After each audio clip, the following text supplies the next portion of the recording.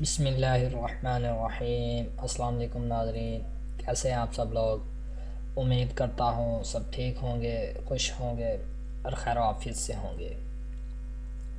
آج یہ جو وظیفہ ہم آپ لوگوں کو بتانے جا رہے ہیں، یہ ان لوگوں کے لیے وظیفہ ہے جو لوگ رزق کی پریشانی میں مبتلا ہیں، جن کو رزق کی بہت زیادہ ٹینشن لگی رہتی ہے، یا پھر وہ محنت کرتے ہیں اور ان کی پوری نہیں پڑتی، تو یہ خاص طور پر ان کے لیے وہ وظیفہ ہے جس میں خدا تعالیٰ آپ لوگوں کو انشاءاللہ العزیز برکت، آپ کے رزق میں برکت ڈال دے گا، آپ کے مال میں برکت ڈال دے گا۔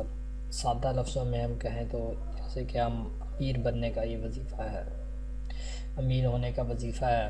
تو انشاءاللہ آپ لوگ یہ وظیفہ کریں گے، میرے بہن بھائی جو لوگ بھی ہیں رزق کی تنگ دستی سے مبتلا ہیں، تو اسے کی تنگی میں مبتلا ہیں، تو انشاءاللہ العزیز ان کے جو رزق ہے اس میں خدا تعالیٰ برکت ڈال دیں گے، اور آپ لوگ امیر ہو جائیں گے، دولت مند ہو جائیں گے، اور اتنے دولت مند ہوں گے کہ لوگ آپ کی مثال دیں گے۔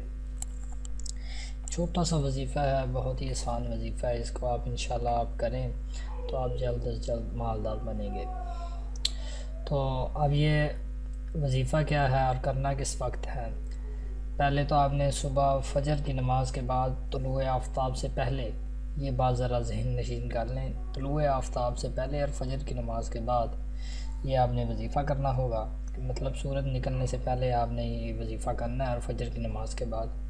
تو اول آخر 3 بار درود ابراہیمی پڑھ لیں، درمیان میں 100 مرتبہ یہ ایک دعا بتاتا ہوں آپ لوگوں کو، وہ پڑھنی ہے۔ سبحان اللہ و بحمدہ سبحان اللہ العظیم استغفر اللہ، سبحان اللہ و بحمدہ سبحان اللہ العظیم استغفر اللہ۔ اس طرح یہ چھوٹی سی ایک دعا ہے، اس کو آپ نے 100 مرتبہ پڑھنا ہے۔ اول آخر 3 بار درود ابراہیمی پڑھیں، درمیان میں 100 مرتبہ آپ یہ دعا پڑھیں۔